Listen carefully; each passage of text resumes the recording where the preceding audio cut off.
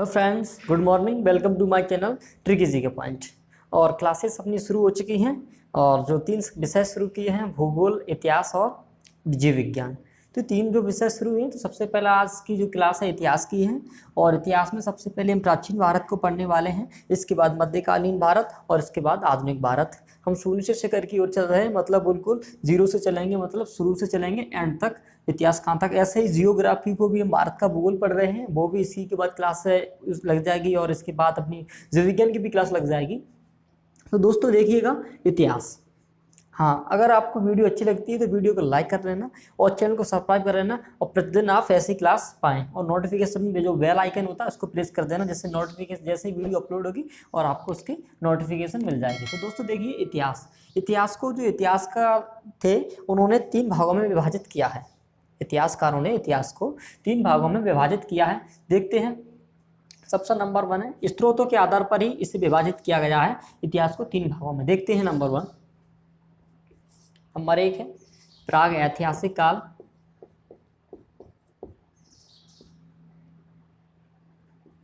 प्राग ऐतिहासिक काल ना। ओके।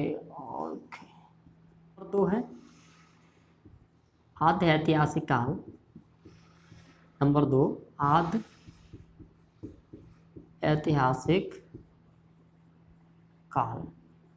काल मतलब समय होता है ना, ऐतिहासिक काल। और नंबर 3 है ऐतिहासिक काल। ऐतिहासिक काल, ठीक है दोस्तों। नंबर 1 प्रागैतिहासिक काल, नंबर 2 आद्य ऐतिहासिक काल और नंबर 3 ऐतिहासिक काल।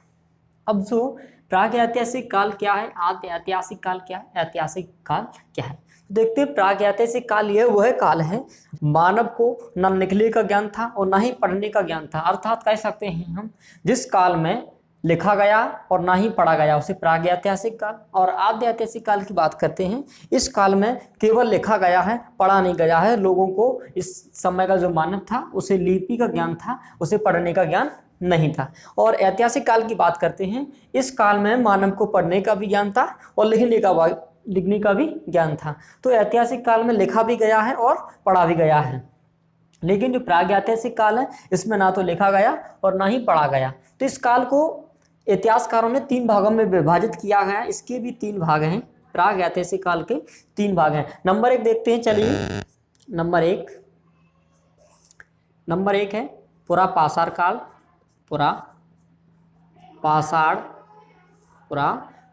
काल, ठीक है। और नंबर 2 देखते हैं आद्य पुरापाषाण काल। नंबर 2 मध्यपाषाण काल। नंबर 2 मध्यपाषाण काल। और नंबर 3 है नवपाषाण काल। नवपाषाण काल। हमें रटाना नहीं, हमें समझाना है, तो वक्त थोड़ा ज़्यादा लगेगा क्योंकि क्लास है, मैक्सिमम 20 से 25 मिनट की क्लास हो सकती है। तो हमें समझ के पढ़ना है, प्रतिदिन पढ़ना है। बिल्कुल लगे आपको कि हमारी ऑफलाइन क्लास चल रही है, सामने आप बैठो, कॉपी पेन निकाल सकते हो, लिख भी सकती हो। लिख नहीं सकते, मैं लिखने के बाद में आपसे बोलता हूँ, स्क्रीनशॉट ले लीजिएगा।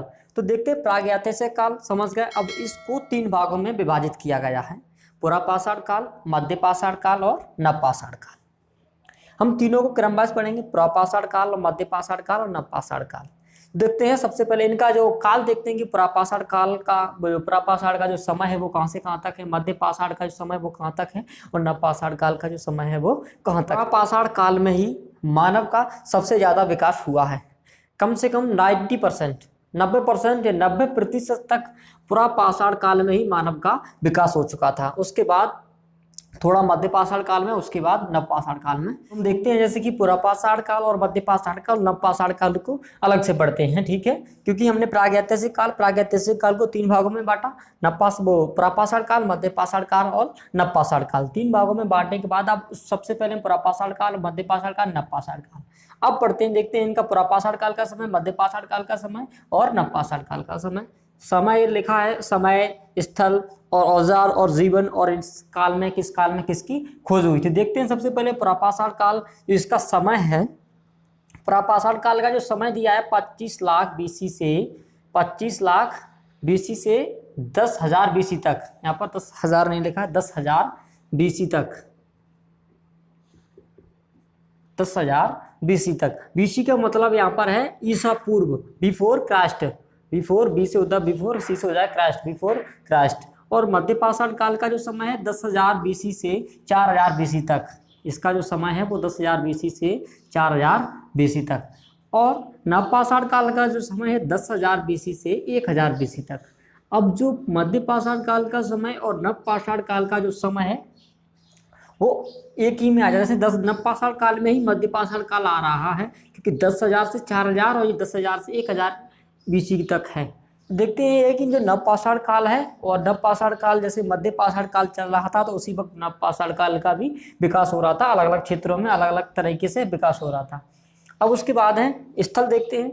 तो प्रापाषाण काल के जो स्थल हैं, जैसे मध्य प्रदेश के रायसेन जिले में भीमबेटका की गुफा एक सबसे प्राचीन चित्रकारी जो है, चित्रकार भीमबेटका की जो गुफाएं मिली हैं, वहाँ पर प्राचीन चित्र मिले हुए हैं। वहाँ पर जो प्रापाषाण काल, जो तीनों पाषाण काल के ही हैं, प्रापाषाण काल, मध्यपाषाण काल, नवपाषाण काल, तीनों के ही आ जाते हैं। जो भीमबेटका की गुफाएं हैं वो स्थल, जो भीमबेटका की गुफाएं, जीके के भी सवाल होता है कि भीमबेटका की गुफाएं कहाँ पर है, तो मध्य प्रदेश के रायसेन जिले में है। और नर्मदा घाटी जो है मध्य प्रदेश में, और सोन नदी घाटी ही मध्य प्रदेश में। अब बात करते हैं और सिंगरौली जो उत्तर प्रदेश यूपी मिर्जापुर में है, जो वेलन घाटी यहाँ पर है, ये जो अवशेष हैं। अब देखते हैं मध्यपाषाण काल के भी। अब राजस्थान के जो मध्यकाल है, जो राजस्थान है, राजस्थान के बागौर में और मध्य प्रदेश के आदमगढ़ में पशुपालन के साक्ष्य मिले हैं।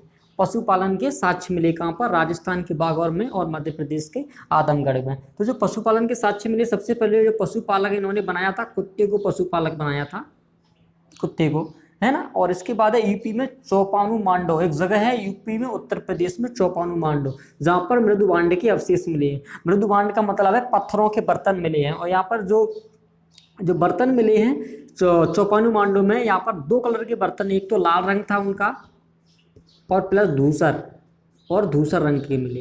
ये 2 तरह के बर्तन, इन पर रंग थे, लाल और धूसर रंग के बर्तन थे। अब जो नवपाषाण काल के जो स्थल है देखते हैं, बुर्ज़होम। यहाँ पर जो नवपाषाण काल की ज़्यादा महत्वपूर्ण स्थल जो है बुर्ज़होम, जहाँ पर ट्रैप पत्थर पर बनी हुई कुल्हाड़ी, खुरपी, छेनी, ये जो बुर्ज़होम में मिले हैं, ट्रैप पत्थर पर बनी जो कुल्हाड़ी, खुरपी और छेनी। और गर्तवास का मतलब होता है गड्ढे के नीचे घर, जो रहते थे गर्तवास में रहते थे, इसका मतलब है गर्तवास। और गर्तवास का मतलब जो वहाँ पे जो मानव था उस समय का, जो बुर्ज़होम में, वो गर्तवास में रहता था। कोल्डी हवा, जो उत्तर प्रदेश कोल्डी हवा, ये जो यहाँ पर चावल के अवशेष मिले हैं, कोल्डी हवा में चावल के अवशेष मिले हैं। और जानवरों की हड्डियों के अवशेष कोल्डी हवा में मिले हैं, चावल के अवशेष और जानवरों की हड्डियों के अवशेष मिले हैं। और मेहरगढ़ में मिले हैं गेहूं, जौ, भेड़, बकरी, घर, कब्र के साथ बकरी का कंकाल। जो मेहरगढ़ है, यहाँ पर गेहूं के अवशेष मिले हैं, जौ के अवशेष मिले हैं, भेड़ और बकरी इनके कंकाल के अवशेष मिले हैं, घर के अवशेष मिले हैं। तो घर का, यहाँ पर जो मेहरगढ़ में जो घर होते थे उनकी बनावट चौकोर और आयताकार होते थे, घरों की बनावट जो होती थी चौकोर और आयताकार। कब्र के भी अवशेष मिले, कब्र के साथ बकरी का कंकाल मिला है। जो वहाँ पर जो कब्र दफनाई गई आदमगढ़ में, तो कई सारी कब्र मिली है। तो वहाँ पर एक जो कब्र खोदी, वहाँ पर कंकाल मिला, बकरी का कंकाल मिला है कब्र के साथ। इससे ये कह सकते हैं जो नवपाषाण काल उस समय कोई प्रथा होगी जिसमें किसी का दफनाने की प्रथा होगी, किसी के साथ जानवरों की दफनाने की प्रथा होगी, है। उसके बाद देखते हैं औजार। प्रापाषाण काल के औजार की बात करते, आकार में बड़े थे, सिर्फ पत्थर के ही थे, सिर्फ पत्थर के ही अवशेष मिले थे, और जो आकार में बड़े थे और ज़्यादा नुकीले नहीं थे। उसके बाद जैसे मध्यपाषाण काल आया तो आकार में थोड़े, मध्यपाषाण काल के मानव ने आकार में जो पत्थर थे उनको छोटा किया, उनके आकार को छोटा किया और नुकीला बनाया। तो इसे जो आकार में छोटे थे, इसीलिए माइक्रोलिथ बहुत इंपॉर्टेंट है, माइक्रोलिथ कहा जाता है छोटे आकार के पत्थरों को, माइक्रोलिथ। इसे माइक्रोलिथ एज भी कहते हैं, मगर लघु पाषाण काल के भी नाम से जाना जाता है मध्यपाषाण काल को। आकार में छोटे होने की वजह से। और नुकीले और हत्थे का प्रयोग भी किया था। जैसे ही मध्य पाषाण काल आया तो उस समय के मानव ने जो जानवरों के सींग होते थे और हड्डियां होती थी और लकड़ी के हत्थे बनाकर औजारों में प्रयोग किया। अब नवपाषाण काल में कुल्हाड़ी के औजार, खुरपी, बसूली और छेनी। तो देखते हैं नवपाषाण काल में बहुत ही अलग अलग तरह के औजार के अवशेष मिले हैं। अब इनका जीवन के बारे में बात करते हैं। जो पुरापाषाण काल का जो जीवन था बिल्कुल प्राकृतिक जीवन था, मतलब प्रकृति पर ही भरोसे, जो प्रकृति में था उसी के द्वारा जीवन यापन करते थे और शिकार पर पूरी तरीके से निर्भर थे पुरापाषाण काल में। इसके बाद है मध्यपाषाण काल। तो देखते हैं कि मध्यपाषाण काल में पशुपालन और शिकार। मध्यपाषाण काल में जो पशुपालन, सबसे पहले मध्यपाषाण काल में पशुपालन किया और पशुपालन में भी शुरुआत की, जिसके अवशेष हमें मिले हैं राजस्थान के बागौर और मध्य प्रदेश आदमगढ़ में। तो पशु सबसे पहले कुत्ता सबसे पहले बनाया था और शिकार मध्यपाषाण काल में भी करते थे। ठीक है, अब पशुपालन जो नवपाषाण काल में भी वही है, पशुपालन और शिकार और कृषि। नया है कृषि, तो नवपाषाण काल आते ही आते मानव ने कृषि का भी आरंभ किया था। अब खोज की बात करते हैं तो मध्य जो आग की खोज सबसे आग की खोज पूछा, ये बहुत इंपोर्टेंट क्वेश्चन है, इंपोर्टेंट है कि पुरापाषाण काल में ही आग की खोज हुई थी। अब देखते हैं मध्यपाषाण काल में पशुपालन और कुत्ता। मतलब यह है कि पशुपालन, मध्यपाषाण काल में पशुपालन की खोज हुई और खोज हुई तो सबसे पहले कुत्ता को पालतू पशु बनाया। देखो एग्जाम में बहुत इंपोर्टेंट महत्वपूर्ण है कि सबसे पहले पालतू किस जानवर को बनाया गया था, कुत्ता को बनाया गया था। अब है नवपाषाण काल में। नवपाषाण काल में तो मध्यपाषाण काल में पशुपालन की खोज की, कृषि की खोज हुई थी नवपाषाण काल में। और सबसे पहले जो उगाने वाली फसल थी गेहूं और जौ को सबसे पहले जो नवपाषाण काल का स्त्री और पुरुष ने सबसे पहले गेहूं और जौ को उगाया था। ये था इनके बारे में पूर्वपाषाण काल, मध्यपाषाण काल, नवपाषाण काल में जानकारी। दोस्तों इसके बाद हम पढ़ेंगे कल ऐतिहासिक काल का टॉपिक हो। प्राग ऐतिहासिक काल को मैंने अपने 3 भागों में बांटा, प्रागपाषाण काल, मध्यपाषाण काल और नवपाषाण काल। 3 भागों में बांटने के बाद उनके बारे में पढ़ा और इसके बाद कल से हम जो पढ़ेंगे आद्य ऐतिहासिक काल। तो दोस्तों कल की वीडियो आप देखना और अगर आपको अच्छी लगी हो तो लाइक करना और वीडियो को लाइक करना और दोस्तों के साथ भी शेयर करना और चैनल को सब्सक्राइब कर लेना, जिससे कल जैसे ही वीडियो अपलोड होगी और आपको नोटिफिकेशन मिल जाएगी। अगर बेल आइकन का प्रेस नहीं करते हो जिससे आपको नोटिफिकेशन नहीं मिल पाएगी, तो मैं चाहूँगा कि आप सब्सक्राइब करने के साथ नोटिफिकेशन बेल आइकन को भी प्रेस कर दें। दोस्तों थैंक यू, कल मिलते हैं नेक्स्ट वीडियो के साथ।